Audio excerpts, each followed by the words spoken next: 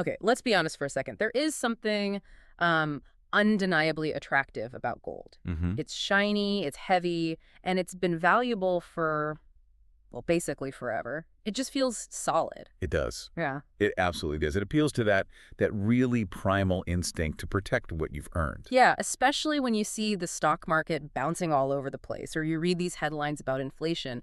The idea of having a chunk of your retirement in actual physical gold just feels secure. It's tangible wealth. You can hold it in your hand. Well, technically you can't, not in an IRA, which we'll get to, Mhm. but the concept is there. It's real. Exactly. It's not just a number on a screen somewhere. Right, But here's the problem, and this is what we're really digging into today. right. While the gold itself might be the definition of stability, the industry that's built around putting that rolled into your IRA, it can be a total Wild West. That's a very polite way of putting it. Wild West implies there's at least a sheriff in town. Huh. Good point. In the gold IRA space, sometimes it's more of a jungle. You've got slick marketing, hidden fees, these high-pressure sales tactics. And a lot of companies that seem more interested in their commission than, your actual retirement. Precisely. And that's the scary part. For most of us, let's just call us the learners, the real barrier isn't the price of gold. It's the sheer complexity of picking a partner. It's overwhelming. You Google gold IRA, and you just get hit with the tsunami of ads. They all claim to be number one. They all have a celebrity spokesperson. And they all promise the moon. How do you even begin to filter through that noise? It's a real challenge, and the stakes are high. Very high. Making the wrong choice isn't just an annoyance. It can literally cost you a significant percentage of your retirement savings over time. Which is why the source material we're looking at today is so valuable. We're doing a deep dive into a guide called How to Pick the Best Gold IRA Company. And we should be clear, this isn't just some random blog post. No, not at all. This comes from the Gold IRA Company's bulletin, and the author is a guy named Doug Young. Right, and his background is, I think, really crucial here. We're not taking advice from some casual observer. Doug Young is a former financial director. He has over 20 years in financial markets. And specifically, 15-plus years specializing in gold IRAs. The source says he's conducted over 80 evaluations of these companies since 2011. That is a massive data set. I mean, he has seen the good, the bad, and the really ugly. He knows where the bodies are buried, so to speak. So our mission today is pretty simple. We're going to take Doug Young's expertise and basically build a checklist for you. A roadmap. Exactly. A roadmap to help you get past the flashy ads and the scary doom and gloom pitches, and instead look at the nuts and bolts. We're talking fees, storage, and maybe most importantly, The exit strategy. People always forget the exit strategy. It's easy to get into a room, but you have to make sure there's a door to get out. we will definitely get there. But let's start at the beginning. Phase 1. The initial filter. Reputation. And Doug Young starts with a pretty stern warning about all that marketing. What's the core message there? It's simple. Popularity does not equal integrity. Just because a company has the slickest TV commercial doesn't mean they're the best place for your life savings. In fact, a huge marketing budget might just mean they have to charge higher fees to pay for it all. Exactly. So if we ignore the ads and we ignore the guy from the action movies telling us to buy gold, where do we look? Because online reviews can be faked. Oh, they absolutely can be. It's a real problem. That's why you need to look at specific independent watchdog portals. Okay, so where does he point us? He specifically names 3. The Better Business Bureau, the Business Consumer Alliance, or BCA, and TrustLink. So not just Google reviews. We're talking about the heavy hitters. And what are we looking for? Just a star rating? No, not just the stars. You want to dig into the complaints and, more importantly, how the company resolved them. Ah, okay. A company might have a shiny A+ rating, but if you look at the history and see a pattern of people saying, they charged me a fee I didn't know about, that's a huge red flag. That's not just a bad day at the office. That's a bad business model. Precisely. And speaking of bad business models, the source lists some specific behavioral warning signs. This is what happens when you actually get on the phone with someone. Right. The biggest one is what he calls the fear sell. High-pressure sales tactics. You mean like buy now before it's too late? Exactly. If they're pushing you to buy right now or saying the dollar is going to collapse next Tuesday so you have to move your 401k today, hang up. It's a manipulation tactic. But that fear-mongering is so common. It's effective because people are genuinely worried. It is, but it's unethical. A trustworthy company wants you to be confident, not terrified. They should slow the process down, answer your questions, not stampede you into a decision. That connects to a concept in the source that I really loved. Knowledge is wealth. Yes, this is a great litmus test. An ethical gold IRA company wants you to be educated. And not just educated by their marketing brochures that say gold is great. No, I mean providing unbiased education that explains the risks, not just the rewards. They should empower you to spot red flags if a company seems hesitant to explain the downsides. Or they gloss over the fact that gold doesn't pay dividends like stocks. Then they're not looking out for your best interests. They're just selling. Okay, so we've checked the BBB, we haven't been bullied by a salesperson, and they've actually taught us something. Now, we have to talk about the part that's usually boring, but is actually the most dangerous. The fees.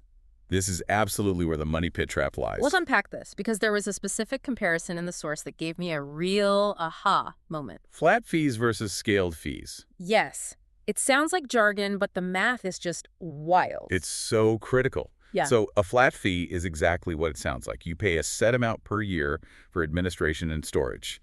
Let's say $200. Okay, so like renting a storage locker, the rent is the same whether you put one box in it or fill it to the ceiling. Perfect analogy.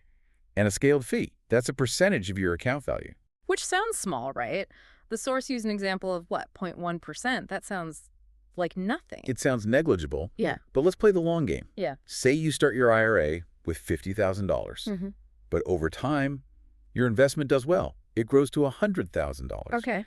With a scaled fee, your cost just doubled. So you're essentially being penalized because your investment grew? You are. You take the risk, the market goes up, and they take a bigger cut. With a flat fee, if your account grows from $50,000 to $100,000, your cost stays exactly the same. And over 20 years of retirement, we're talking about thousands and thousands of dollars difference. Easily. Thousands of dollars that should be in your pocket. And that's before we even talk about hidden costs. Oh, the surprise charges. Like what? Things like account setup fees they never mention, or extra charges for shipping. The source warns about this. Transparency is everything here. So we've vetted them. We've gone with a flat fee. Now, logistics. Phase 3. Setup, storage, and, well, the actual stuff. The setup should be the easy part. A good company handles all the paperwork. They should hold your hand through the rollover process from your 401k. It shouldn't be a headache. Not at all. So here's the question I think a lot of people have. When I buy this gold, where is it? I mean, they don't mail me a gold bar to stick under my mattress. No, absolutely not. And please, listeners, do not try that. If you take personal possession of the gold in your IRA, the IRS considers that a distribution. Ouch. So you get hit with taxes and penalties? Instantly. It has to go to an IRS-approved depository, a secure vault. Got it. But the source makes a distinction here between two types of storage, segregated and commingled. Right. Think of it like a grain silo. Commingled storage means your gold coins are mixed in with everyone else's. You own 50 coins, and when you sell, you get 50 coins back, but not the exact ones you put in. Okay, so my wheat is mixed with your wheat. Exactly. Segregated storage means your assets are kept separate, in your own little box on your own shelf. The coins you bought are the exact ones you get back. Is one better than the other? Does it matter? For some people, segregated offers peace of mind, but commingled is often cheaper. The most important thing, though, is verifying the insurance. You have to know it's insured for full value in case of, theft or disaster. That makes total sense. Now let's talk about the metal itself. Bullion versus coins. This feels like the part where people get upsold. You are absolutely right. This is the classic upsell area. So what's the difference? A bar versus a coin? It's all about how the value is calculated. Bullion bars, or ingots, is valued strictly by its weight and purity. Simple. It tracks the market price of gold. Simple is good. And coins? Coins can be much more complex. There are standard bullion coins like the American Gold Eagle, but then there are numismatic or collector coins. And that's where their value is based on rarity and design and things like that. Exactly. And the salesperson might make a higher commission on those rare coins. So they might sell you a rare coin for $3,000, but the actual gold in it is only worth, say, $1,500. Precisely. You're instantly underwater on your investment. You need the price of gold to double just to break even on the melt value. So the advice is to stick to the basics. Keep it boring. Boring makes money. Complex costs money. Unless you are a professional coin collector, stick to bullion.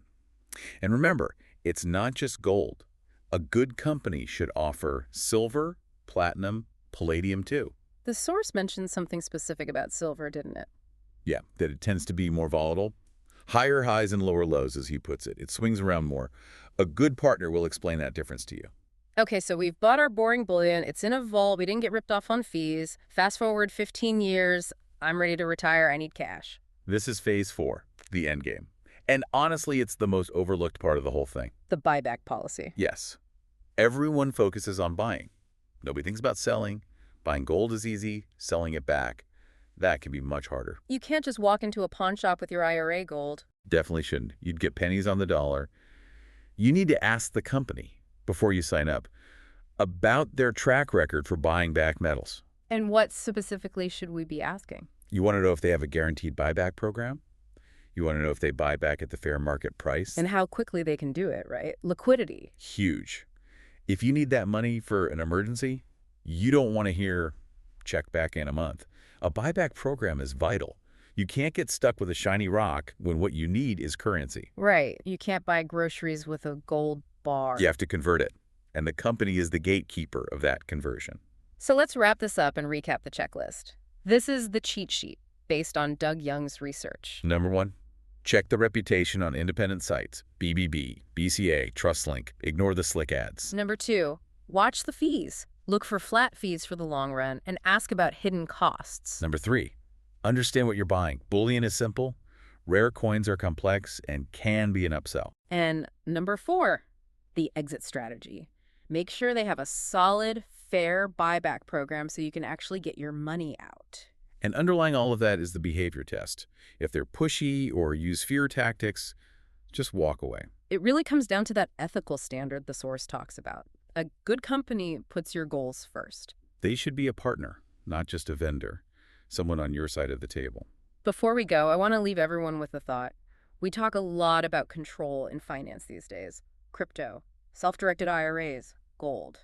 It's all about taking control of your wealth. That's the driving force, for sure. People want to be in the driver's seat. But here's the thing to chew on. Holding physical assets feels like you're taking control, sure, Yeah. but that control is just an illusion if you don't understand the fine print of the company holding the keys to the vault. That's a powerful point. If you own the gold, but they own the process and they control the exit, you aren't as independent as you think. Exactly. So do your homework, check the list, and don't get blinded by the shine.